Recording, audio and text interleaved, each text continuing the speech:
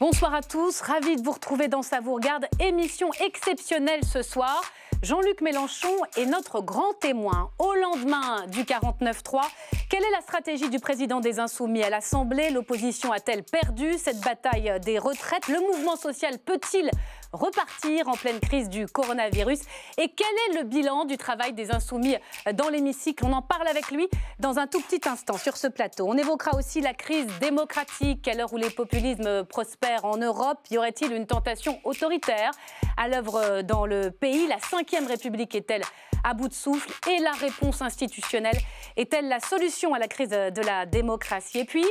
Et puis nous évoquerons aussi les primaires démocrates américaines avec Joe Biden qui crée la surprise en prenant l'ascendant sur Bernie Sanders. Michael Bloomberg jette l'éponge. On va revenir dans le détail sur les résultats du Super Tuesday. Ce sera avec François Durper dans Qui veut prendre sa place. Les primaires américaines, les cartes sont complètement rebattues dans cette course à la Maison-Blanche. Voilà, Jean-Luc Mélenchon face à l'actu, c'est parti, on y va.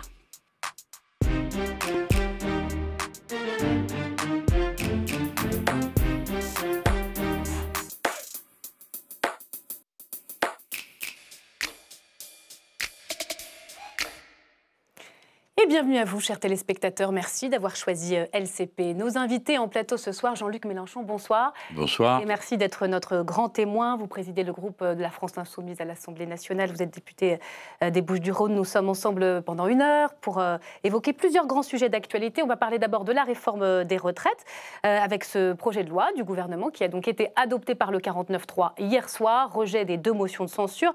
Cette bataille des retraites, Stéphanie Despierres, vous nous le direz tout à l'heure, elle est loin d'être terminé. Vous suivez pour LCP ce dossier minute par minute. Bienvenue à vous.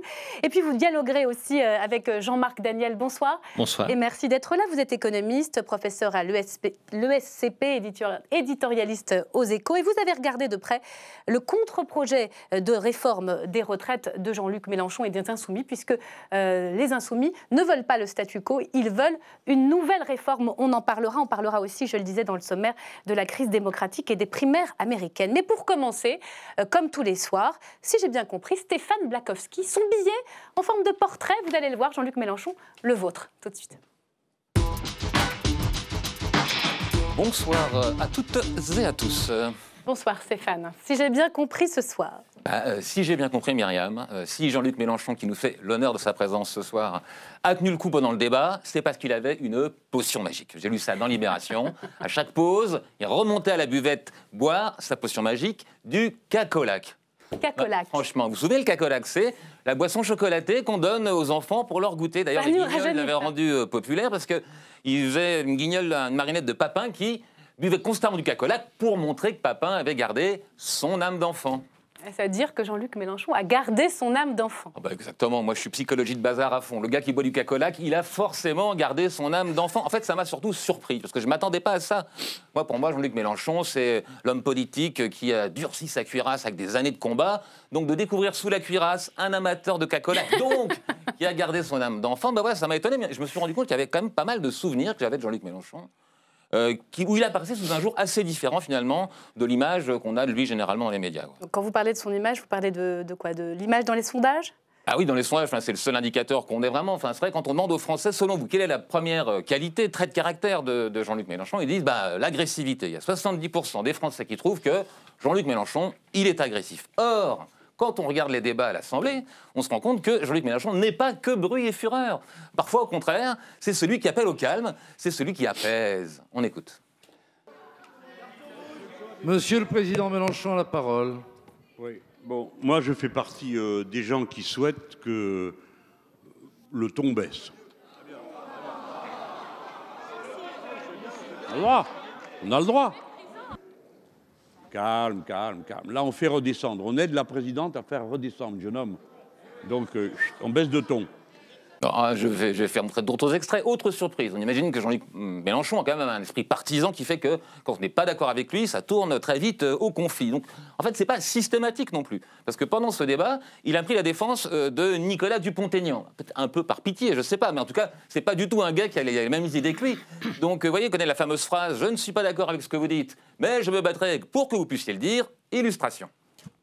Dupont-Aignan, on en pense qu'il veut, mais représente le peuple français autant que vous et moi. Hein. Bon, il est là, il est élu, c'est le peuple qui l'a voulu. Et il a le droit qu'on respecte son droit à la parole. De même que n'importe quel autre dans cette salle. Puis enfin, on a bien compris qu'il y avait quand même une grosse montée de tension sur la fin du débat dans l'hémicycle. Et on imagine forcément que Jean-Luc Mélenchon fait partie de ceux qui ont ajouté de l'huile sur le feu. Eh bien, encore une fois, pas seulement. C'est vrai que c'est un très grand orateur et quand il vous règle votre compte, ça va pas mal pour vous. Mais s'il vous fait des compliments, alors là, c'est très agréable. C'est la vice-présidente donc, de l'Assemblée qui va le féliciter et elle est républicaine. Vous avez ouvert la séance, vous dirigez les délibérations. J'y reviens. Naturellement, d'abord, je m'associe au concert de louanges dont vous avez été accablé et dont je ne suis pas sûr que vous les appréciez tant que ça. Ou alors quoi? Quand on dit républicaine, c'est les républicains. Absolument. On va finir par croire qu'il y a deux Mélenchon, Stéphane, c'est ça, le véhément à la tribune et le plus posé en coulisses. La thèse de mon mini-portrait, en fait, c'est la question. C'est-à-dire que le goût du conflit chez Jean-Luc Mélenchon, on le prend pour un trait de tempérament. On voit aussi que c'est en fait une stratégie, c'est aussi un choix de sa part. Il a d'ailleurs théorisé ça s'appelle la théorie de la conflictualité. Ça veut dire quoi? Ça veut dire qu'il ne faut pas se laisser faire, en gros. Ça veut dire que quand il bouscule un journaliste, que quand il apostrophe un adversaire politique, c'est pour montrer aux gens qu'il n'y a pas de raison de baisser la tête, que le capitalisme, le libéralisme n'est pas l'horizon indispensable de notre société, et que si on veut que ça change, de toute façon, ça passe par le conflit, par la baston. Alors, forcément, à la tribune, des fois, ça donne des mots... qu'il choisit très bien d'ailleurs, mais parfois un peu percutants qu'on retient. Donc je me souviens, on se souvient peut-être à Marseille, la tribune avec Macron, l'avoir apostrophé en disant c'est le plus grand xénophobe. Mais alors le soir, il l'a croisé sur le Vieux-Port, et alors là, changement de stratégie. On n'était plus du tout dans la conflictualité. On écoute. Vous avez dit que c'est le plus grand xénophobe qu'on ait, Emmanuel Macron. Non. Non, vous l'avez dit. Vous l'avez dit. Non, ça m'étonnerait. Ah, il l'a dit. Vous pouvez pas le croire. Non. Peut-être une légère exagération. Un contre-humaniste, vous avez dit. Alors du coup, moi je me pose la question. Que croire? Je me pose pas la question. Bah oui, est-ce qu'il est vraiment si conflictuel? Donc c'est la question que je me pose. C'est pas du tout. Enfin, on a vu que Bernie Sanders, on va parler à 78 ans, candidat aux USA. Donc la question de l'âge, c'est pas du tout la question pour 2022. La question que je me pose, moi, c'est est-ce que cette théorie de la conflictualité est toujours la meilleure pour conquérir le pouvoir par les urnes? Ou est-ce qu'au contraire, il faudrait mettre un peu de cacolac dans cette théorie pour vous rendre peut-être un peu plus séduisant, voilà. Jean-Luc Mélenchon, une réaction. Vous vous êtes assagi? L'insoumis que vous êtes, c'est assagi? C'est possible, intellectuellement non, mais dans la réaction, on finit par se transformer, bien sûr, dans le feu. Mais mon propos n'est pas de séduire. Mon propos, c'est de convaincre. Et pour convaincre, moi, je suis porteur d'un monde différent, avec d'autres valeurs, d'autres... Vous ne pouvez pas y arriver autrement que par la conflictualité, c'est-à-dire briser l'évidence. Ce qui est évident, ce qui va de soi, qui fait partie de notre univers, de notre imaginaire, il faut le briser par la conflictualité qui ouvre la conscience, dire ah c'est pas évident. Et donc à partir de là, ça y est. Elle a une limite cette conflictualité, jusqu'où? Dans les limites du verbe, de la représentation, de l'incarnation, de l'art oratoire. Moi, je pensais ça par rapport à une autre candidate. Elle s'est déjà déclarée candidate, Marine Le Pen. On a le sentiment, elle, qu'elle cherche à réduire justement son côté contestataire, qu'elle cherche à lisser son image. Elle n'a jamais été bien contestataire. C'est l'assurance vie. On a l'impression que c'est une stratégie. Oui, c'est la alors que vous restez plus dans le conflit. Mais moi, j'ai rien à voir avec elle, donc je ne suis pas concerné. Parce que, contrairement à ce que vous pouvez penser, tout n'est pas communication et tout n'est pas séduction. Il faut porter des convictions et aller jusqu'au bout si on veut pouvoir rassembler et changer les choses. Moi, vous savez, je ne vais pas réduire la définition qu'on peut donner de moi, mais n'oubliez pas que je suis un partisan de la révolution citoyenne. Alors, d'accord, ça passe par les urnes, mais c'est quand même une révolution. Alors, on va en parler. Un changement de l'ordre juridique, un changement des normes, un changement des finalités. Oui, je veux transformer complètement cette société parce que je trouve que comme elle est là, elle vaut pas grand-chose. Elle est indifférente à la souffrance. Alors des fois, je vous cache pas qu'il y a des effets pas prévus. Par exemple, la petite scène sur le port, je m'en mords les doigts parce que votre collègue journaliste était vraiment bon à rien.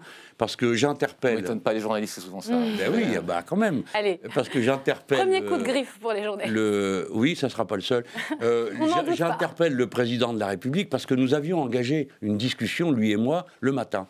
Et la discussion, c'était, je lui avais dit, écoutez, bon, les histoires, voyez ce que vous voulez avec mes collègues, mais moi, je vous dis, pas question qu'il y ait un président de la Commission européenne qui soit allemand. Et il me répond, comme d'habitude, c'est un grand séducteur, ah, vous avez tout à fait raison. Du comment j'ai tout à fait raison? Ben, ça tombe très bien, puisque vous l'avez sous la main, la Madame Merkel, vous allez lui dire. Et le soir, quand il arrive, je lui dis, alors, qu'est-ce qu'elle vous dit? Et il me répond, elle ne lâche rien, et moi non plus. Et c'est là que l'autre arrive avec son histoire de je sais pas quoi, du truc qu'il y avait avant. Xénophobe. Et alors, moi, je me dis, à ce moment-là, je me dis, qu'est-ce que je fais? Je renvoie le coup.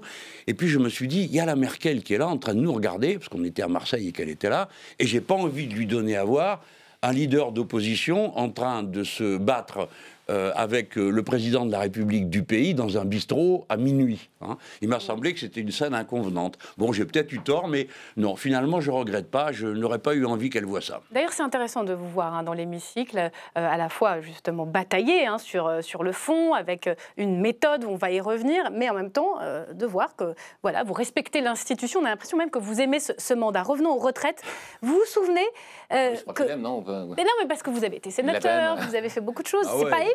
Voilà, le mandat de député n'est pas toujours très évident quand on est dans l'opposition. Représentant du peuple, pour Mélenchon, il n'y a pas mieux. C'est un lieu quand même, je ne veux plus dire sacré, parce que ma personne est déjà sacrée, ainsi que celle des 577 autres qui ne l'avaient pas compris. Mais oui, pour un républicain, l'hémicycle, c'est quand même le temple suprême, quoi. Donc, alors revenons à cette bataille des retraites. Je ne sais pas si vous vous rappelez, mais après les premières réformes économiques d'Emmanuel Macron, notamment les ordonnances travail, et puis après il y avait eu la réforme de la SNCF, vous aviez eu cette formule à l'endroit du président de la République, vous aviez dit, pour l'instant, c'est lui qui a le point. Après cette réforme des retraites adoptée donc hier soir par 49.3, qui a le point? Écoutez, c'est pas bien de tirer sur les corbillards. Donc, qui va prendre la balle, c'est la question. non, sincèrement, il a gagné contre nous à la sorte. Il venait d'être élu, peut-être que nous, on avait surévalué le rapport de force qu'on pouvait avoir avec lui, notamment sur le code du travail. Et puis on était dans un état voisin de celui dans lequel nous a mis l'affaire des retraites. Parce que, si vous voulez, pour notre famille politique, le code du travail, la sécurité sociale, toutes ces choses-là, c'est les choses essentielles, vitales qui nous décrivent. Donc à ce moment-là, on pensait qu'il fallait le prendre de plein fouet parce qu'on sortait d'une situation extrêmement instable. L'élection présidentielle venait de fracasser le champ politique. Donc je m'étais dit, j'ai à portée de main la possibilité d'être l'incarnation politique de la réplique qui va venir en face du président. C'est pas ce qui s'est passé. Non, et vous l'aviez reconnu. La manif du 23 septembre a bien marché, mais les syndicats ont été habilement cultivés pour dire mais de quoi se mêle ce Mélenchon avec ses amis, la question sociale, c'est nous qui nous en occupons très bien, et ainsi de suite. Bon, donc on a dû lâcher prise. Ça, c'est en 2017. Oui, c'était 2017, il y a eu la réforme de la SNCF avec des débuts de mouvements sociaux. Oui, on me voit sur la tribune et je dis c'est au syndicat 2, c'est-à-dire qu'on repasse la main au syndicat en disant nous, on ne se sent pas la force de mener cette affaire-là. Et comme évidemment il a eu le dernier mot et que ça s'est passé dans des conditions, pardon de le dire, mais effroyables pour nous, quoi, parce qu'on a eu l'impression d'être vaincus sans avoir mené vraiment de bataille, sans qu'il y ait eu une bataille populaire. Alors revenons aux retraites aujourd'hui. Après sur la SNCF, la réforme. Il y a eu des mouvements sociaux, il y a eu des manifs, mais à chaque fois, le pays avait l'air d'accepter les réformes. En tout cas, quand on regardait l'évolution des sondages. Aujourd'hui, on est dans un face-à-face. Plus d'un Français sur deux ne comprennent pas ou ne soutiennent pas cette réforme des retraites. En même temps, le mouvement social s'essouffle et le gouvernement dégaine son 49.3. On a l'impression aujourd'hui qu'il n'y a que des perdants dans cette bataille. Le gouvernement, c'est toujours un échec. Mais franchement, c'est toujours un échec d'en arriver à passer en force. Et le Parlement, qui donne aussi une mauvaise image. Ça serait trop beau. Eh bien, expliquez-moi. Non, mais bon, il faut qu'on comprenne que c'est pas possible. Non, je pense que vous analysez très mal cette affaire. Parce que tout à l'heure, je vous ai donné l'acte 1, nous perdons, clairement, bon, je dis, il a le point. Et ensuite, que fait-on après ça? Eh bien, il faut se réorganiser. Et à peine a-t-on le temps de se réorganiser pour changer le dispositif d'angle qu'arrive un mouvement qui correspond à l'idée que je me faisais de la situation, le mouvement des Gilets jaunes. Alors bon, tout d'un coup, et on est affaire à une réalité dont le contenu, certes, on l'avait théorisé, donc c'était un émerveillement pour nous, mais après, comment on manie une affaire pareille? C'est-à-dire un mouvement insurrectionnel qui ne veut pas de représentants, qui le dit dès le début. Alors, Comment on fait pour à la fois exprimer politiquement ce qu'il est, l'accompagner, sans donner le sentiment de le récupérer. Parce que si on l'avait fait, on aurait étouffé le mouvement. Et puis lui-même s'est emballé, ce mouvement. Et là, à nouveau, le président de la République a joué le pourrissement, etc. Et puis, le mouvement a pris quand même un grand coup dans la figure. Et on en est aux retraites aujourd'hui. Attendez une seconde, je voudrais, parce que comme ça permet d'éclairer toute la séquence, si vous voulez arriver à comprendre ce que je fais, parce que tout ça, évidemment, je l'ai en conscience. Donc, à ce moment-là, ils ont subi une défaite, et nous avec. Parce que dans ce pays, c'est comme ça. Quand il y a une défaite du mouvement social, la quintessence de ce que nous représentons politiquement prend des raclées électorales terrifiantes. Mai 68, 10 millions de travailleurs en grève, et juste derrière des élections, on s'est fait essorer. Là, c'est dans les européennes. Ah ben moi, je me suis fait essorer dans les européennes avec mes amis. En plus, on avait peut-être surestimé l'intérêt que les classes moyennes de centre-ville avaient pour nous. Donc, ça arrive, qu'est-ce que vous voulez, vous menez une bataille, vous n'entrez pas dans le bon angle, et les choses ne se passent pas comme vous aimeriez. Et pardon de vous hâter un peu, mais vous avez l'impression d'avoir gagné ce soir sur les retraites. Alors, c'est la partie sur les retraites, mais comment gagner écoutez, nous sommes 17... Le gouvernement a fait adopter ce texte. Pauvres insoumis dans cet hémicycle, il y a 315 marcheurs. Il y a moins 16, je crois qu'ils sont 309. 16 communistes. Au total, eux et nous, qui sommes l'aile marchande de cette affaire, nous sommes 33.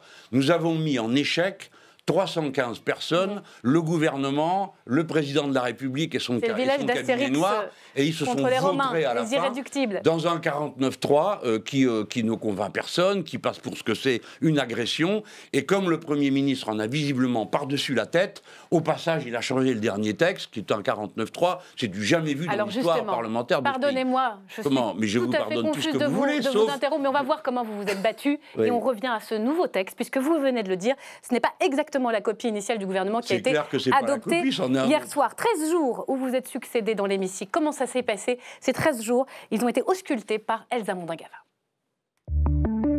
Occuper l'espace, saturer l'espace.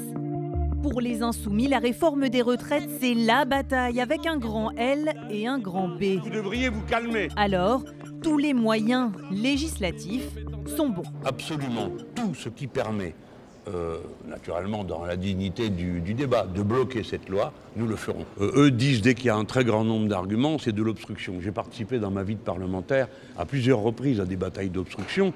Je peux vous garantir que ça n'a rien à voir avec ce qu'on est en train de faire, mais peu importe. J'accepte le mot si ça leur fait plaisir. Cela donne 23 000 amendements en séance publique. La parole est à Monsieur le Président Jean-Luc Mélenchon. Monsieur Quatennens. Madame Autain. Monsieur Coquerel, vous avez la parole. Madame Panot, vous avez la parole. Mais au-delà du nombre, les Insoumis ont voulu démontrer qu'ils ont travaillé le texte. Le minimum pour une carrière complète, garantie chez les avocats dans leur caisse autonome, c'est 1 400 €.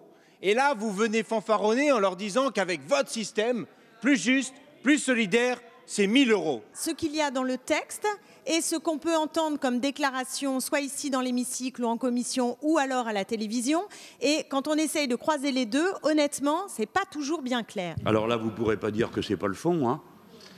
Nous sommes pour que les gens sachent où ils vont dans la vie.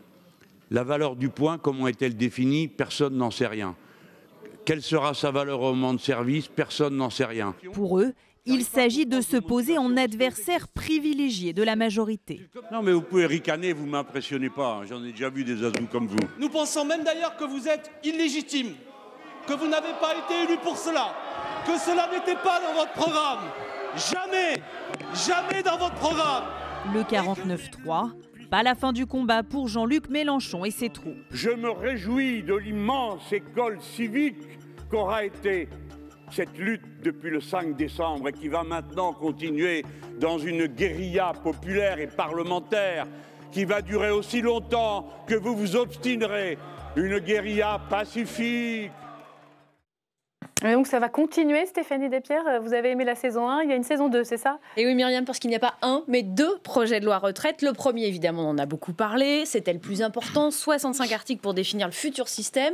Le gouvernement a déclenché le 49.3 samedi, il a été adopté hier. Mais le deuxième, lui, ne contient que 5 articles et il organise le financement du système. Alors les députés planchent dessus depuis cet après-midi 15h. La France Insoumise garde la même stratégie en déposant beaucoup d'amendements. Alors au total, tout groupes politiques compris. Il y en a environ 2000. On est quand même bien loin des 41 000 sur le premier projet de loi. On va voir si le match majorité-opposition de gauche se rejoue. Mais pour l'instant, le débat se déroule à peu près calmement. Objectif, finir ce deuxième projet de loi d'ici dimanche soir. En revanche, si c'était calme dans l'hémicycle, ce matin, il y a eu des gros remous vers la commission des affaires sociales. Gros remous entre socialistes et En Marche à propos de la commission d'enquête sur l'étude d'impact. C'était, vous le savez, une demande du PS qui doute de la sincérité, de l'exhaustivité de cette étude. Et ce matin, la majorité a dit niet à cette commission, officiellement pour des raisons juridiques. On écoute Monique Limon, députée de l'Isère. On ne fait pas de commission d'enquête sur une étude d'impact. On peut contrôler, on peut regarder, mais ça a déjà été fait par le Conseil d'État. Ça s'est jamais fait. Et c'est pas M. Vallaud à qui on va expliquer et faire comprendre les procédures. Je pense qu'il les connaît mieux que moi, ces procédures-là. Donc, je pense que c'est encore une fois une manœuvre politique. Ça ne lui a pas plu que je lui dise ça dans mes propos, mais je le pense vraiment. Alors, arguments juridiques qui ne tiennent pas selon les socialistes, qui renvoient l'accusation de manœuvre politique à la majorité. Boris Vallaud dénonce la mauvaise foi des députés En Marche. Toute la journée hier, le groupe En Marche était divisé et a tergiversé pour savoir s'il fallait ou non valider cette fameuse commission d'enquête. Avant de décider que ce serait non, c'est une décision stupide, explique un pilier de la majorité, c'est une vengeance, c'est pas malin. En tout cas, les socialistes vont contre-attaquer côté Sénat. Ils vont demander une commission d'enquête du côté du Palais du Luxembourg. Merci Stéphanie. Jean-Luc Mélenchon, on prend les mêmes et on recommence. Vous allez continuer cette guérilla, vous le dites concrètement, c'est quoi? C'est à nouveau des milliers d'amendements pour ce texte organique? La bagarre, elle va continuer, la bagarre parlementaire, avec tous les moyens du Parlement. On tombe sur des gens qui sont quand même extrêmement confortables à manier, parce que ils sont violents, brutaux, ils n'ont aucune manière, ils ont fait du marquage physique, on n'avait jamais vu ça dans un Parlement, on a publié la photo, on les voit assis le long de nos bancs pour nous marquer, donc, et puis ils commettent toutes les bêtises de l'arrogance des DRH qu'ils sont, ce matin en refusant aux socialistes leur commission d'enquête, alors que c'est leur droit de tirage, enfin, ils sont parfaits. Mais là, ce qui est moins parfait, c'est vous, pardon, si vous permettez. Mais regardez bien, nous avons présenté en commission spéciale des amendements répétitifs sur les 17 parlementaires insoumis. Pourquoi? Parce que dans la commission spéciale, vous êtes appelé par votre nom, et si vous êtes présent, vous défendez votre amendement. Donc, en effet, ça en faisait beaucoup. Mais quand on arrivait en séance plénière, on a redéposé les mêmes. Mais vous savez, vous, parce que vous êtes les premiers observateurs, qu'il n'y a jamais eu 40 000 amendements. Ce n'est pas vrai, puisqu'ils sont discutés par paquet quand ils sont semblables. En réalité, il y avait 2300 amendements déposés 17 fois, mais qui n'ont été traités que par vous remarquerez que dans le sujet d'Elsa Mondagava, on a bien vu que vous parliez du fond sur chacun des amendements. Bah oui, et que, voilà, c'est incontestable de le dire. Vous n'avez pas fait une obstruction sur des amendements de point-virgule. Certes, n'empêche que... Je ne fais pas ce reproche. Je dis juste que les chiffres, alors moi ça m'amuse, parce que c'était mon intérêt. Que l'on croit qu'eux-mêmes croient qu'ils étaient submergés. À un moment donné, une parlementaire à l'REM a raconté qu'il y avait 700 000 sous-amendements, et aussitôt... Ça, c'était faux. On ne va pas refaire des Vous l'avez fait. Mais attendez, on raconte une histoire. Non, mais simplement, qu'est-ce que vous êtes C'est la plus grande bataille parlementaire sur un acquis social depuis... Votre objectif, c'est quand même de faire exploser le calendrier. C'est faire exploser le calendrier et de faire exploser la République En Marche. Ça n'a pas trop mal marché. Quand vous êtes le calendrier, oui. Il y a un principe quand vous êtes 33 et que vous en avez 300 en face de vous qui sont capables de se renouveler nuit et jour, bah, vous êtes obligé d'être un peu tactique. Et un Parlement, c'est un lieu en fait, tactique. Finalement, de ce 49.3, il vous réjouit, finalement. Vous avez obtenu ce que vous voulez, vous les avez acculés et ils ont réussi à dégainer, ils n'avaient pas d'autre choix. Ne dites pas ça parce que ce n'est pas... Je n'aime pas qu'on pense à ma place, ce n'est pas vrai. Notre intérêt n'est pas le 49.3 et je vais vous dire pourquoi. Parce que bien sûr, il y a un gain, ils passent pour des brutes et des sauvages qu'ils sont. Mais le pire pour moi, c'est que les jours que je n'ai pas devant moi de combat, c'est des jours de moins de sensibilisation, parce que les gens regardent. LCP regardent nos vidéos, s'intéressent, vous le savez comme moi, il y a eu un gros intérêt. Donc chaque jour qui passait, on engrangeait des forces en nombre plus grande de gens convaincus. Parce que tout à l'heure, vous avez dit le mouvement s'essouffle, mais vous vous trompez, les gens sont toujours aussi enragés qu'au premier jour. Vous appelez à manifester, c'est ça? Ils seront dans les manifs, ils seront dans les marches, puis surtout, vont être avec des bulletins de vote. Voilà. Parce que, comme disait Léon Trotsky, les masses travaillent à l'économie d'énergie, donc ils font ce qu'il y a de moins fatigant. Donc c'est les municipales, l'objectif, là? les bulletins de vote? Parce que c'est vrai qu'on se dit à 2 semaines d'un scrutin. Moi, j'invite les gens à utiliser tous les bulletins de vote qu'ils trouvent où il y a dessus, où ils repèrent le insoumis ou communiste, parce qu'ils savent que ça, c'est des bons bulletins de vote qui mettent un bon coup derrière les oreilles à la République en marche. N'empêche que pour l'instant, le texte est adopté. Il y aura peut-être d'ailleurs un parcours au Sénat, peut-être même un autre 49.3. Et c'est la Ve République, on va en parler tout à l'heure. Il y a un principe majoritaire et ce texte, il a toutes les chances d'entrer en vigueur. On va attendre pour le savoir. Vous avez, Jean-Marc Daniel, regardé au fond la contre-proposition insoumise sur les retraites. Oui, ce qui est intéressant, c'est qu'effectivement, il n'y a pas que de la critique dans la démarche des insoumis, il y a des contre-propositions. Et donc là, je vais un peu secouer ce que vient de dire M. Mélenchon en disant que je crois qu'il y a quand même des évidences, qu'on ne peut pas se contenter de dire qu'on est là pour détruire les évidences. Il y a des choses qui sont des choses en matière de retraite qui reposent sur la démographie. C'est-à-dire, un système de retraite, ça consiste à prélever une partie du fruit du travail des gens qui travaillent pour le redistribuer vers des gens qui ne travaillent plus. Et donc, plus il y a de gens qui travaillent, plus c'est facile. Moins il y a de gens qui travaillent et plus il y a de gens qui sont à la retraite, plus c'est difficile. Il faut. Alors, simplement, juste avant, je vais vous dire... Rappelez rapidement ce que propose dans les grandes lignes, retour de la retraite à 60 ans. Vous répondrez. Vous allez pouvoir répondre, ne vous inquiétez pas. D'ailleurs, la façon dont on prélève, c'est-à-dire par répartition, par capitalisation, on prélève sur des gens qui travaillent. Juste pour vous rappeler que vous étiez membre d'un gouvernement, enfin, vous avez rejoint un gouvernement à l'époque de M. Jospin, qui venait d'adopter le rapport Charpin, qui rappelait ces évidences. C'est-à-dire que dans le rapport Charpin, qui devait fédérer un peu les opinions sur la retraite et que le Premier ministre avait adopté, il avait bien dit qu'il fallait retarder l'âge de départ à la retraite et augmenter la durée de cotisation. Et qu'a fait Jospin? Rien. Merci. Voilà. Ah non. Et donc il n'a pas fait rien. Il a créé un fonds pour faire face au creux démographique. Et dans ce fonds, il y a 32 milliards aujourd'hui. Il a créé un fonds en capitalisation alimenté par la CSG pour effectivement... Alors, si vous voulez avoir un peu de temps pour essayer de débattre sur la question du contre-projet, qu'est-ce qu'il propose Jean-Luc Mélenchon? Ce contre-projet a 2 mesures phares. Le retour à l'âge de départ à la retraite à 60 ans et 40 annuités de cotisation pour pouvoir partir à la retraite. Et en face de ces mesures phares qui coûtent, il y a 2 idées là aussi assez importantes. La première, c'est qu'il n'y a pas de raison de bloquer le montant des retraites en part de PIB à 14%. On peut dépenser plus, ce qui serait une originalité, parce qu'avec 14%, nous sommes déjà au-delà de la plupart de nos pays, des pays comparables. Il n'y a que l'Italie qui fait plus, et l'Allemagne et le Japon, par exemple, qui sont des pays que vous chérissez. L'Allemagne et le Japon, qui sont des pays qui, en tout cas, sont plus vieux que nous. L'Allemagne, moyen, on va dire. Qui sont plus vieux que nous, on consacre 10% de leur PIB à la retraite. Et comme ils sont heureux, vous avez remarqué Écoutez, ils ne sont pas si malheureux que ça. Voilà, il n'y a que 13 millions de pauvres chez eux, et notamment chez les personnes âgées. La deuxième mesure consiste à augmenter la base taxable, c'est-à-dire la masse salariale, et vous proposez une augmentation des salaires, en augmentant notamment les salaires des femmes pour les ramener à la parité, et en augmentant les salaires les plus bas. Or, je pense que dans la situation de l'économie actuelle, une augmentation de salaire se traduirait par davantage de chômage. La dernière commission chargée d'examiner l'évolution du SMIC, le dernier rapport qu'elle a fait, a bien indiqué que si on donnait un coup de pouce au SMIC, on allait aggraver la situation de l'emploi. Je vous rappelle, 1% de coup de pouce, c'est évalué entre 15 000 et 30 000 chômeurs. Et dans la situation de notre rapport offre-demande, nous avons un déficit commercial de 60 milliards d'euros. À cause de la retraite. Non, mais si on augmente, si on augmente les salaires, donc si on augmente... Ça plombe le déficit commercial. Il reste également les sauterelles et l'hiver nucléaire qui peuvent être imputés aux avantages. Non, mais en revanche, les importations, c'est directement imputé aux distributions de revenus. Et l'augmentation va se traduire par l'accroissement du déficit. Essayons de prendre les problèmes dans l'ordre, M. Mélenchon. Donc, la retraite à 60 ans, en gros, c'est plus d'emplois et un déficit commercial qui se creuse parce que vous augmentez le SMIC. Non, pour le dire vite. Moins d'emplois. C'est moins d'emplois, pardonnez-moi. C'est plus de chômage, je voulais dire. Et vous oubliez l'hiver nucléaire. Qu'est-ce que vous répondez à ça, précisément? Alors, on n'a pas la même prémisse, et ça se voit assez simplement. Le point de départ, ce n'est pas le nombre de personnes qui travaillent par rapport à ceux qui ne travaillent plus. Le point de départ, c'est combien on produit et comment on partage cette production. Car un travailleur aujourd'hui produit 3 fois plus qu'il y a 20 ans. Par conséquent, comment est répartie cette quantité nouvelle de richesse au moment où elle sort, elle sort de l'entreprise, où elle rentre en produits vendus, d'accord ?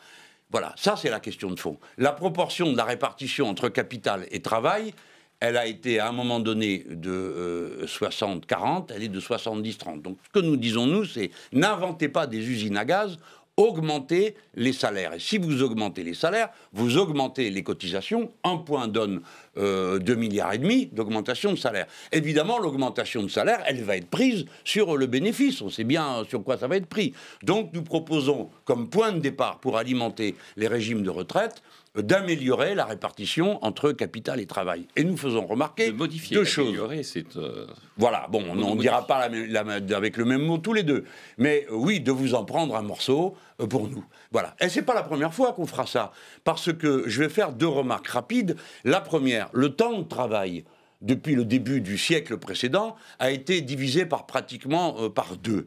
Et donc, la moitié de cette diminution du temps de travail nécessaire a été répartie en temps libéré. C'est-à-dire qu'une partie du travail gratuit que produit le salarié, car j'espère que tout le monde a bien compris que le capitalisme, ça fonctionne sur le travail gratuit, il paye une paye et puis le reste, c'est pour lui. Bon, et vous continuez à produire pendant ce temps-là. Une partie, la moitié a été répartie en temps de travail gagné. Alors, ça donne la baisse du temps de travail dans la journée, dans la semaine, dans l'année et dans la vie. Ça, c'est notre ligne à nous depuis un siècle et demi. Oui, si je peux me permettre d'intervenir à ce stade, c'est que vous avez tout à fait raison. Les gains de productivité qui ont permis la croissance ont amélioré et le pouvoir d'achat et le temps.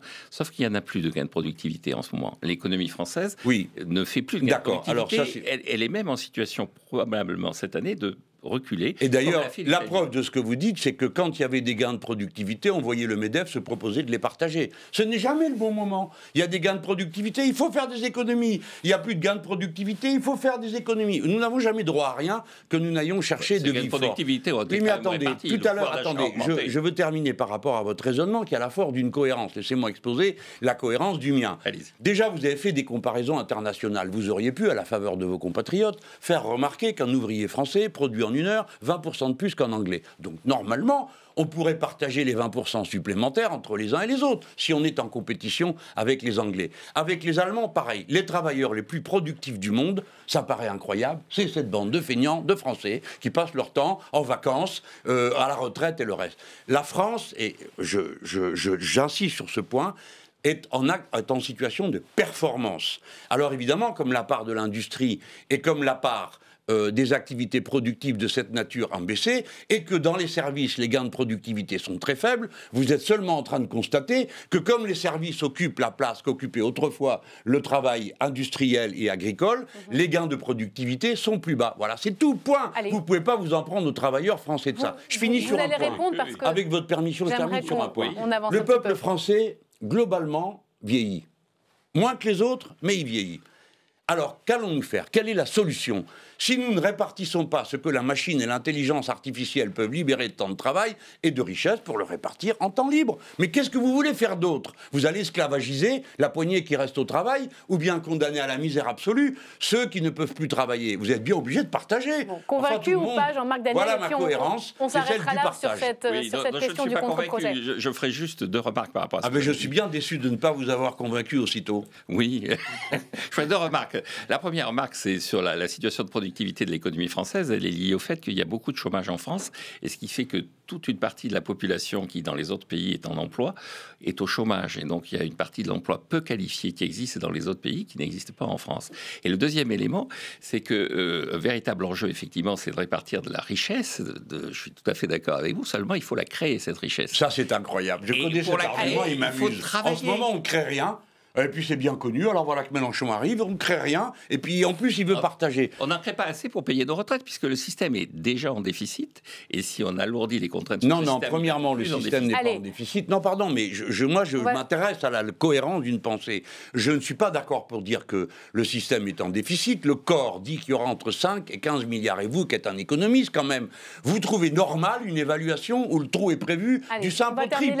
Donc ça n'est pas sérieux, il n'y a pas de déficit. Est-ce qu'il y a un véritable problème de déficit et d'urgence à le combler? Alors, il y a un déficit constaté. En 2019, le régime général de la branche vieillesse était un déficit de un peu plus d'1 milliard d'euros. Et ce déficit va s'aggraver. Combien vous dites? Un peu plus d'1 milliard en 2019. 1 milliard, c'est même pas un trait de crayon par rapport aux 312 milliards de la sécurité de la retraite. On ne vous mettra pas d'accord sur cette question à la fois de comment mais c'est important qu'on voit que c'est 2 logiques. Il y a une logique, la vôtre, elle est construite et cohérente. Il y en a une autre, c'est la nôtre. Elle ne part pas des mêmes intérêts, des mêmes classes sociales. Merci beaucoup, Jean-Marc Marc Daniel, de vous être prêté au jeu de ce direct avec Jean-Luc Mélenchon. Je voulais vous montrer un petit sujet maintenant à présent sur le style insoumis dans l'hémicycle, parce qu'il a un peu chamboulé la vie parlementaire. Regardez, c'est signé Maïté Frémont. Il y a presque 3 ans, 17 insoumis débarquent à l'Assemblée. Alors, il y a ceux qui ne se connaissent pas encore. Loïc de la 3e de Gironde. Enchanté. Tu connais Loïc? Non, pas encore. Et puis, il y a les têtes d'affiche. C'est un tel bonheur de vous voir là. Bonjour. Monsieur le député, monsieur le député. Ensemble, ils forment une équipe de choc et comptent bien imposer leur marque de fabrique. On peut recommencer le point gauche ou pas? Ouais. Allez. On te suit. La parole, en devenant officielle dans un hémicycle, se transforme. Et elle prend tout d'un coup des ailes. Elle a une portée, elle a un sens. On ne parle jamais en vain dans un hémicycle parlementaire. On ne vote jamais en vain. Votre parole, Madame la Ministre, ne vaut absolument rien. Et la parole, ils la prennent d'abord en commission. Juste, est-ce qu'il serait possible, Madame la Présidente, d'avoir un état des lieux du nombre d'amendements que nous avons traités jusqu'ici? Nous en avons vu 77. D'accord, avec un taux d'acceptation de 0%, c'est bien ça? Évidemment. Et puis surtout dans l'hémicycle, avec de nombreux coups d'éclat. Serez-vous le Premier ministre d'un gouvernement au service des nouveaux riches qui fabriquent des nouveaux pauvres? Quant aux commissions pour 5 €, elles sont à votre disposition. Vous ne faites qu'un seul geste en direction du peuple. Vous le bâillonnez. Rendez l'ISF d'abord!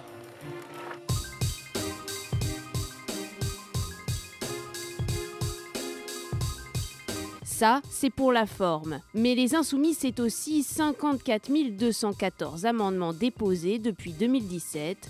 Au total, 112 ont été adoptés. C'est aussi sur les textes des autres qu'on les entend, toujours prêts à défendre leurs idées pour mieux s'opposer à la majorité au passage. Aujourd'hui, notre collègue qui est de droite, mais moi je m'en fiche qu'il soit de droite, du centre, du sud, de l'est, de l'ouest, peu importe, notre collègue Aurélien Pradié propose d'élever un peu leur statut. Je vous le dis, Madame la Ministre, je pensais que sur ce point-là, l'allongement en cas de décès d'un enfant de 5 à 12 jours, il n'y aurait pas de France Insoumise, et il n'y aurait pas de Républicains, et il n'y aurait pas de Modem, et il n'y aurait pas de En Marche. Mais finalement, c'est quoi le style de la France Insoumise pour les autres députés ? Pour moi, leur style, c'est le style de la rue et c'est un style très violent. Il n'y a pas de style particulier, ils sont parfois force de proposition également, mais en tout cas, ils ne l'ont pas été depuis quelque temps. C'est souvent, malheureusement, au détriment du fond, parce que c'est des batailles de slogans. Là, au contraire, il faudrait parfois avoir des explications. Je ne sais pas s'il y a un style LFI, parce que finalement, il y a autant de styles qu'il y a de députés à la France Insoumise, en fait, entre François Ruffin, Corbière, Coquerel, Mathilde Panot, enfin je ne vais pas les énumérer tous, ils sont chacun dans un style qui leur appartient, donc c'est bien, c'est pas un moule. Voilà, d'autres invités nous ont rejoints sur ce plateau pour aborder la question institutionnelle, la crise démocratique. Bonsoir Richard Verly, mais vous allez réagir, ne vous inquiétez pas, je vous présente simplement les invités qui sont à présent parmi nous. Richard, qui est chroniqueur dans cette émission et qui est le correspondant parisien du quotidien suisse Le Temps. Et Vincent Martini, bonsoir. Vous êtes professeur de sciences politiques à Nice et à Polytechnique, membre du comité de la rédaction du journal Le 1, qu'on a beaucoup ici à LCP. Vous avez signé un essai, notamment l'année dernière, passionnant sur le retour du prince, c'était aux éditions Flammarion. Je voyais sourire, on sent que vous êtes très fiers de vos ouailles, on va revenir sur ce sujet. Vous avez commenté les bons points, on sent qu'il y a un côté chef de troupe. En même temps, au service de quoi? Beaucoup de coups d'éclat. Qu'est-ce que vous avez fait voter dans cet hémicycle? Made in la France Insoumise, un estampillé des Insoumis. Quoi?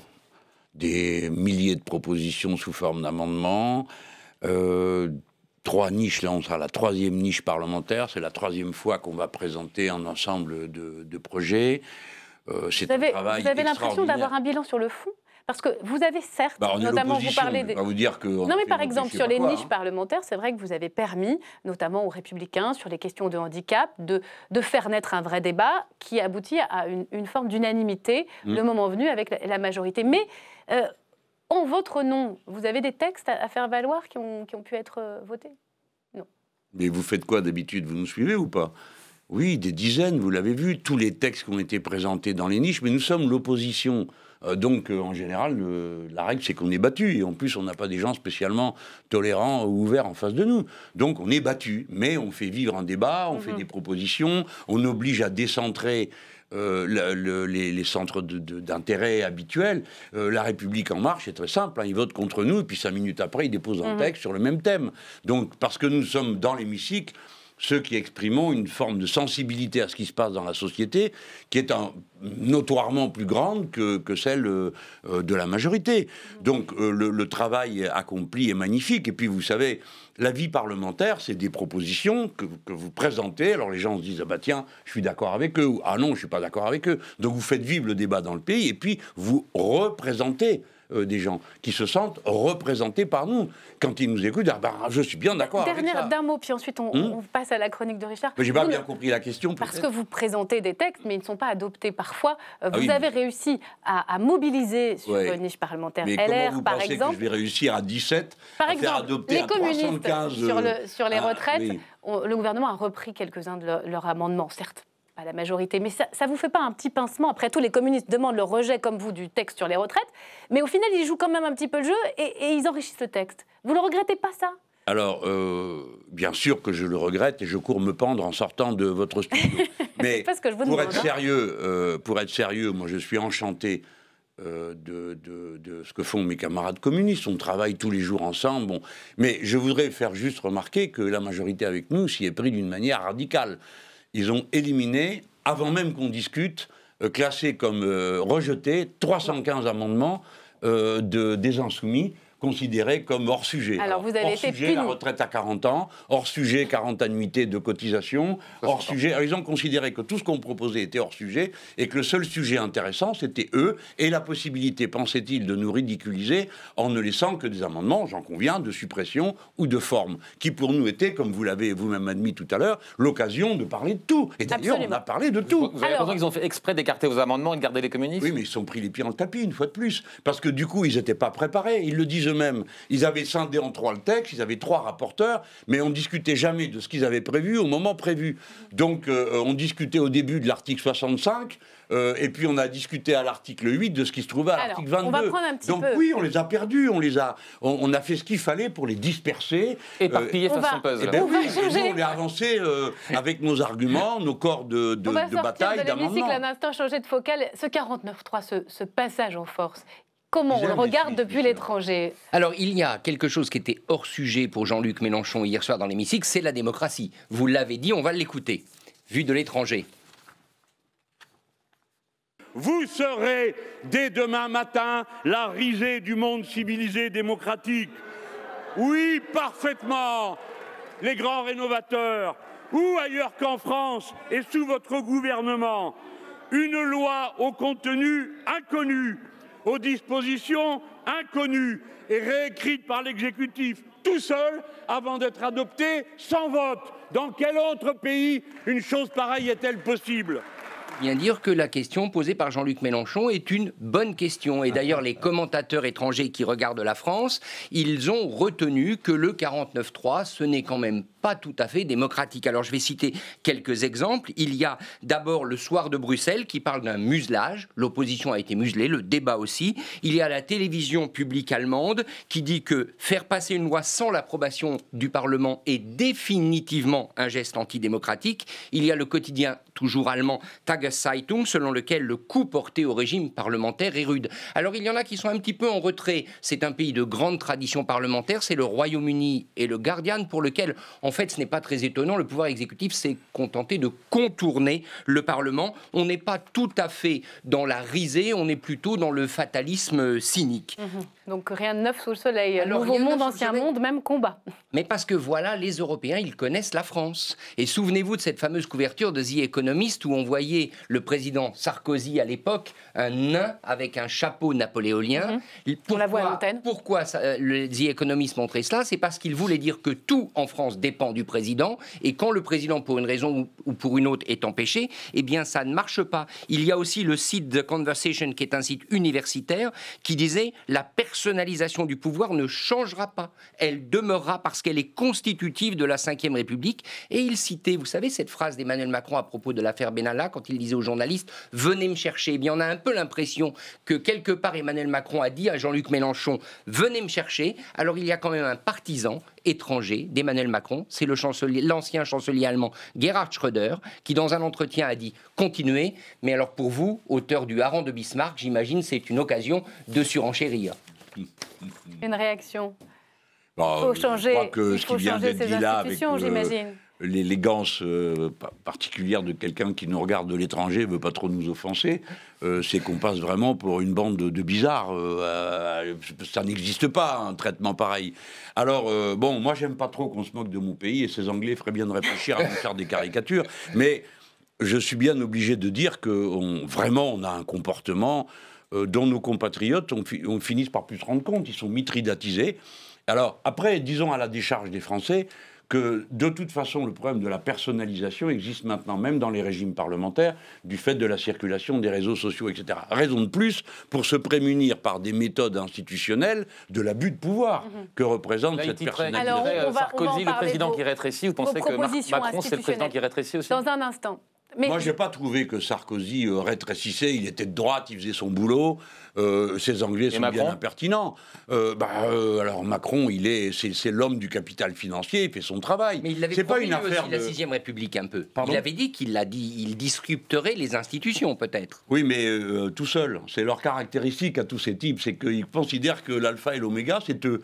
Alors le peuple là-dedans, il n'a pas de place. Et ils sont dans l'esprit du fondateur. Mais le fondateur, Charles de Gaulle, c'est l'homme qui est en résultat d'une histoire incroyable pour les Français, d'une chance inouïe, d'avoir sauvé la face après un désastre comme celui de la déroute, et puis il arrive à la fin d'une période catastrophique où il faut décoloniser. Et donc son rôle particulier, à ce moment-là, les instruments qu'il demande ne doivent pas être prolongés plus que ça. Et puis, quand même, depuis 1958, la Constitution a été changée 20 fois. Le peuple français a changé au moins 4 fois. Et vous voulez une constituante, faire en sorte qu'on sorte de l'hyperconcentration des pouvoirs dans les mains d'un seul homme. Vous l'avez dit à de nombreuses reprises, vous l'avez fait. Oui, une constituante, une assemblée constituante. Vincent Martini, vous allez nous dire d'ailleurs vers quel régime votre cœur balance, mais partons de cette crise de la démocratie, parce qu'on la retrouve partout.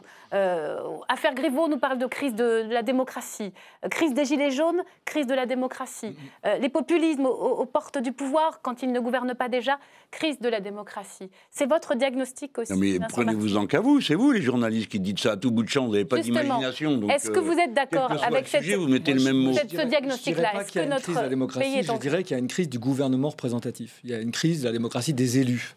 Il y a une crise, finalement, de la confiance envers la manière dont les élus dirigent les différents pays démocratiques. C'est ce que révèlent notamment les différentes vagues du baromètre de la confiance de Cevipof, le centre de recherche politique de Sciences Po, qui tous les ans évalue la confiance des citoyens dans les institutions.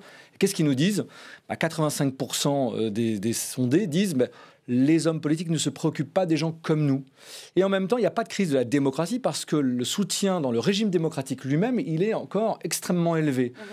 Encore une fois, plus de 8 Français sur 10 disent la démocratie, c'est le meilleur des régimes. Il n'y a pas d'aspiration à un homme fort, un régime autoritaire. Il n'y a pas d'aspiration à un régime autoritaire. Enfin, il y a une aspiration qui a près d'un tiers des Français qui pensent que si on élisait un homme fort, on pourrait suspendre la démocratie, mais c'est à peu près le même taux partout en Europe. On pourrait dire que c'est une crise, mais si on regarde les 10 dernières années, ça n'a pas beaucoup évolué. En revanche, ce qu'on constate, c'est qu'il y a cette espèce de distance progressive qui existe entre les citoyens et les élus. Et cette distance, elle est celui aussi d'une revendication d'une horizontalité et d'une participation, c'est-à-dire que les citoyens ne se contentent plus, d'une certaine manière, d'accepter que la démocratie soit uniquement le moment de l'élection et qu'ils devraient se taire ou alors observer la vie politique comme un jeu entre les élections. Ce qu'ils revendiquent, c'est de participer et non pas d'en être les spectateurs. C'est ça, je crois, la nouveauté. Alors, comment on les associe, les citoyens, à cette démocratie? Comment on fait mieux fonctionner la démocratie représentative? D'abord, vous venez bien de résumer la situation. C'est-à-dire que les gens, le peuple, sait que la démocratie, c'est son affaire, que c'est le moyen pour lui d'être présent. Il n'y a pas de désaveu. On n'est pas dans une période où les gens disent « ras-le-bol de tout ça, amenez-nous un guide, un conducteur, un général, ou je ne sais pas quoi ». Non, ce n'est pas leur ligne. Et en même temps, ils ont le sentiment, d'abord fondamentalement juste, que tout ça, c'est du vent. Pourquoi? Parce qu'à la fin, vous tombez toujours sur l'économiste de service qui vous dit « Ah, monsieur Mélenchon, vous êtes très sympathique, mais les retraites, on n'y peut rien, hein, il faut serrer la vis. » C'est-à-dire que la classe dominante réussit à faire passer ce qu'elle croit juste pour une loi de la nature qu'on ne peut pas changer. Et les gens se disent, mais c'est quand même curieux, ça fait 40 ans que ça dure, le chômage de masse, personne n'y peut rien. Ça fait 40 ans que vous... On a parlé quand même des questions économiques et des retraites, mais comment on la répare, cette démocratie? Comment on fait en sorte que les gens, au fond, se sentent associés et représentés? Il y a deux choses à bouger, les institutions et le système médiatique.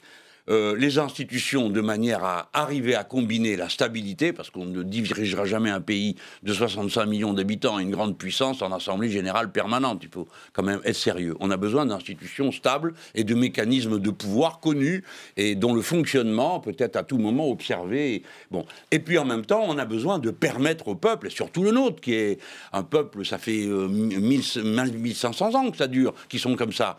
Et sans remonter jusqu'aux Gaulois réfractaires. Non, écoutez, je pourrais remonter jusqu'aux Gaulois, parce que ça a très mal commencé. Le jour même où ils ont élu Vercingétorix, la moitié foutait le camp et voulait plus obéir. Donc c'est vous dire que... Donc il faut des soupapes. Il faut, pas des soupapes, mais un moyen pour le peuple d'intervenir. C'est pas, le peuple n'est pas en danger. Donc je suis pour qu'on ait des brèches qui permettent les référendums révocatoires, les référendums d'initiative citoyenne, c'est-à-dire où l'initiative populaire lui permet, quand il a le sentiment que le pouvoir ne fait pas son travail, de donner la direction et dire on va faire comme ça et pas autrement. Voilà ce qu'on vous propose. C'est urgent de l'associer, le citoyen, à la décision. Oui, c'est urgent. En tout cas, il y a une demande qui est faite dans ce sens, mais je crois qu'il y a un peu deux dimensions dans cette question. La première, c'est les outils. Probablement la création d'un régime mixte entre le régime représentatif qui sera rénové, mais aussi un régime de démocratie plus directe. Ça peut être le tirage au sort, ça peut être les assemblées citoyennes, ça peut être le référendum révocatoire aux citoyens, qui existe d'ailleurs dans beaucoup de démocraties, et pas seulement en la Suisse de Richard Verly, mais aussi... Pas révocatoire. En tout cas, le référendum révocatoire. Il n'est pas révocatoire. En Californie, par exemple, il y a encore des gens qui votent à main levée dans Scandinavie. Donc, il y a cette première question des les lois outils. peuvent être soumises au peuple. Il y a cette première question des outils, mais il y a quand même... Non mais attendez, c'est important, pardon monsieur de vous interrompre, mais ce que dit cet homme-là, ça montre que c'est possible. Les Suisses ne sont pas des barbares qui sont en état d'émeute permanent. Chaque fois que je parle de référendum, d'initiative citoyenne révocatoire, on me dit « Oh, ça va être la pagaille tous les jours ». C'est pas exactement la même démographie, c'est pas le même nombre d'habitants. C'est une démographie qui est beaucoup plus ancienne que nous, forcément. Alors, il y a les outils d'un côté, s'il vous plaît. Il y a la question des outils, mais il y a une deuxième question, c'est la question de la personnalisation. Vous disiez tout à l'heure que la personnalisation ne va pas s'arrêter. Il me semble que là, quand on en a déjà discuté ensemble, que c'est probablement une des contradictions dans lesquelles vous pouvez vous trouver pris, c'est-à-dire le désir d'une horizontalité, d'une constituante, et en même temps une personnalisation dont vous-même n'êtes pas exempt, y compris dans votre mouvement, et puis des critiques qui vont avec, c'est-à-dire la critique d'autoritarisme ou de verticalité. Et donc, c'est vraiment une question qui se pose, je crois, à tous les mouvements politiques, c'est-à-dire comment est-ce qu'on arrive à réconcilier d'un côté ce désir d'horizontalité et en même temps cette espèce de maladie de la personnalisation et de l'incarnation qui est le produit des institutions, évidemment, mais dont il s'agit un peu de s'émanciper ou de trouver des alternatives. On pourrait dire des incarnations non toxiques. Vous reconnaissez cette forme de contradiction? C'est par des institutions, vous avez raison, qu'il y a une contradiction, puisque nous sommes conduits par la forme même du système à devoir incarner. D'accord? Mais on n'est pas forcément candidat à le faire au départ, mais on comprend que c'est par là que ça passe. Comme disait mon compère François Delapierre autrefois, il disait on a écrit des dizaines de bouquins passionnants tous les deux, mais ça n'intéressait personne. Sauf qu'à partir du moment où on a commencé à monter sur les tables et à plus respecter la règle du jeu, là oui, ça, on a commencé à avoir de l'écoute. Bon, c'est pour dire qu'il y a une part de théâtralité qui rentre dans toute action politique, et c'est bon que les affects font partie des chemins de la conviction. C'est moi qui vous le dis, qui ai dit le contraire étant plus jeune, qui ne croyait qu'à les masses, le parti révolutionnaire et je ne sais quoi, des abstractions qui n'avaient aucune réalité dans la vie des gens. Les affects font partie des chemins de conviction, mais on ne peut pas s'en contenter, sinon ça devient de la manipulation. Donc c'est la stabilité des institutions et la culture démocratique commune qui permet de faire vivre une démocratie, mais surtout c'est que le peuple ait vraiment le pouvoir. Il ne l'a pas. Et continuellement, matin, midi et soir, les grands médias sont là pour répéter que de toute façon, il n'y a qu'une seule possibilité, un seul chemin, there is no alternative. Tina, comme disait. Moi je me disais, par exemple, dans votre fonctionnement de votre parti, vous ne faites pas élire les dirigeants de votre parti. Vous considérez que le Front de gauche, c'est un super mauvais souvenir, tout le monde qui se dispute pour avoir une place, mieux vaut, on est plus efficace avec un chef et un groupe décidé. Jamais de la vie, c'est que comme ça les intéresse pas de regarder ce qui se passe vraiment. Par exemple, nous avons... s'il n'a pas été élu, par exemple. Donc, mais bien sûr que si. Mais par qui? Mais par ceux qui étaient sur la plateforme, à qui on a proposé la liste des gens, ils pouvaient cocher dedans et ils ont voté. De la même manière que moi, j'ai été élu par le groupe ici. Je n'ai aucune autorité dans le mouvement, sinon morale. Mais je n'ai aucun pouvoir, c'est pas moi qui décide. Ceux qui ont fait des procès en démocratie à notre mouvement, comme personne n'a été regardé si ce qu'ils disaient était vrai ou pas, incroyable. Il suffit qu'il y en ait un qui râle, qu'on dise « Ah, le il est pauvre, venu il est chez mort. » vous, Pardon, madame, le procès, mais pardonnez-moi. ce sont les ratés de la personne... Vous avez eu des critiques en interne et qui ont été publiées. Voilà, et oui, publiées par qui, on se le demande. Bon, si personne nous ont fait des histoires... Non, mais c'est pas sérieux comme boulot. C'est pas sérieux ce que vous faites. Non, vous prenez un gars, et moi je vais lui dire à lui, tiens, qu'est-ce que vous pensez de votre percepteur là? Vous l'aimez pas, hein, s'il est brutal. Bon, vous avez des gens qui sont des ratés de l'investiture. Nous avons fait un comité d'investiture tiré au sort. Combien de partis font ça? Tiré au sort, mesdames, messieurs. Et ils ont écouté 600 candidats, dans lesquels moi j'avais 599 amis personnels. Donc je me suis tenu à distance pour ne pas me fâcher avec tout le monde. Et le comité a choisi. Ceux qui n'ont pas été choisis ont immédiatement protesté de quoi? Les mêmes qui me demandaient à moi de les nommer. Ils auraient voulu que moi je leur dise, toi, t'es chef. Je ne le ferai pas, ni cette fois-ci, ni aucune autre. Pardon madame, mais vous êtes témoin ici du fait qu'on m'a demandé de faire la police politique dans mon groupe, parce que des gens ne parlent pas de la même manière, ne disent pas les mêmes choses que moi. Je ne l'ai jamais fait. Je crois à la liberté, je crois à l'autorégulation. C'est un pari fou à mon âge de faire ça, mais j'y crois, et voyez-vous quoi, ça marche. Bon, écoutez, on va s'arrêter là. On aurait pu continuer un peu plus longtemps ce débat passionnant, mais je voulais absolument vous faire réagir sur ce qui est en train de se jouer au sein de la primaire démocrate américaine. Des primaires qui, au fond, créent complètement la surprise. Les cartes sont rebattues et le grand vainqueur, c'est lui. Écoutez-le. Je suis ici pour vous dire que nous sommes complètement vivants. Et ne vous y trompez pas, cette campagne va renvoyer Donald Trump chez lui. Et tout de suite, qui veut prendre sa place avec François Durper?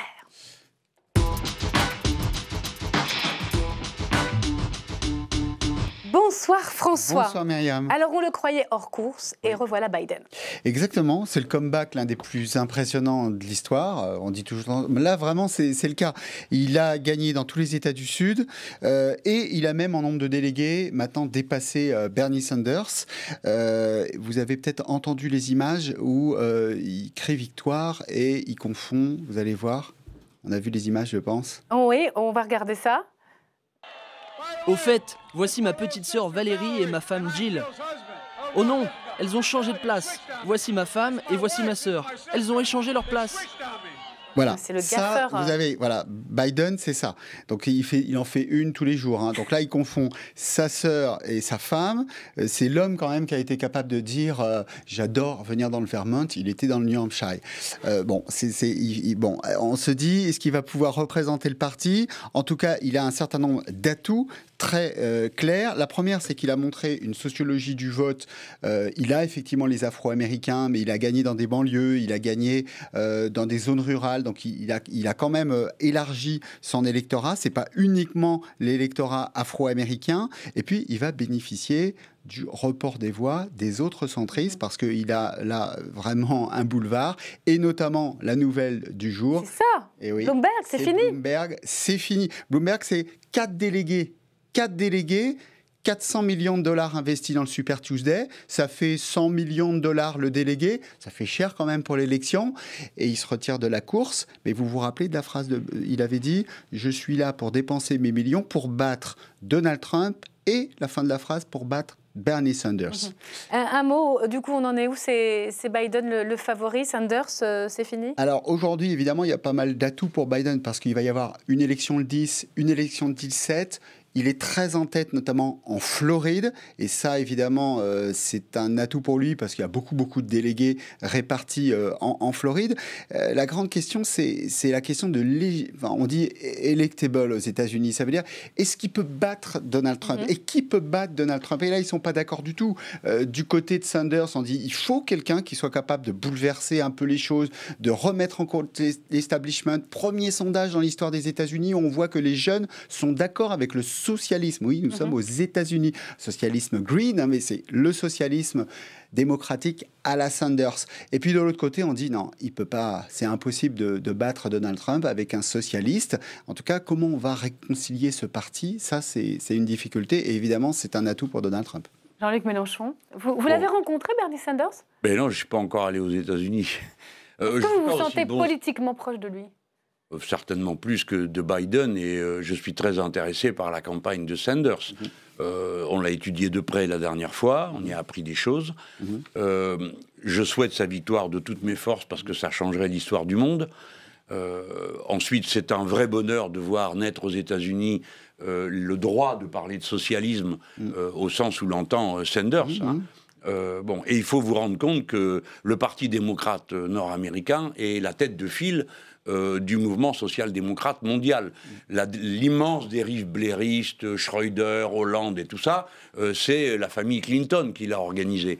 Cette droitisation de la social-démocratie qui a eu pour conséquence la rupture avec les secteurs ouvriers qui votaient traditionnellement pour elle. Si elle s'effondre en Allemagne, si elle s'effondre au Danemark, c'est parce que les ouvriers cessent de voter pour les sociodémocrates et votent pour la droite nationaliste. Donc M. Biden ne peut pas battre M. Trump, pas seulement parce qu'il est maladroit, après tout ça arrive à tout le monde, mais parce qu'il est incapable de rallier à lui la classe ouvrière américaine qui, aujourd'hui, fait plus confiance à Trump parce qu'elle pense que le nationalisme de Trump va protéger l'économie nord-américaine. Donc je pense que... Biden, candidat, c'est Trump préélu. Alors, il ne faut pas caricaturer en disant il y a un candidat des riches et un candidat des pauvres, parce que quand on regarde la sociologie électorale, d'abord les Afro-Américains votent pour Biden, ils ne sont pas extrêmement riches. Moi, je n'ai pas parlé de ça. Et dans le Vermont, il fait plutôt bien dans la classe ouvrière. Donc c'est un peu plus complexe que ça. Mais simplement, ce qui est intéressant, c'est qu'aujourd'hui, on parle aux États-Unis, c'est que 74% des électeurs américains aujourd'hui disent nous sommes favorables à un impôt sur la fortune.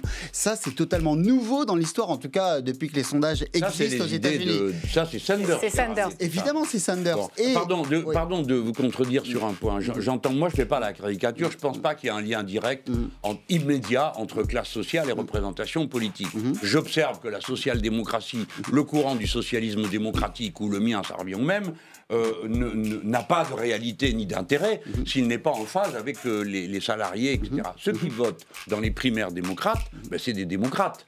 Le problème, c'est pas de convaincre des démocrates, c'est d'avoir un candidat démocrate qui convainc des électeurs radicalisés au point d'aller voter Trump, qu'il vaut mieux voter démocrate, c'est-à-dire Sanders, parce que lui va améliorer leur sort. Quand vous voyez Joe Biden, vous avez bien compris qu'au maximum, il fera du Hollande, c'est-à-dire pour convaincre les autres, il faut réconcilier le parti. Vous vous souvenez de 1972, on fait tourner en boucle l'idée que McGovern était trop à gauche pour gagner, mais c'était pas ça le problème. C'est qu'en 1972, le Parti démocrate était très divisé. Le cœur du capitalisme mondial va pas se laisser faire. Intarissable Jean-Luc Mélenchon. Merci infiniment d'être venu sur le plateau d'LCP.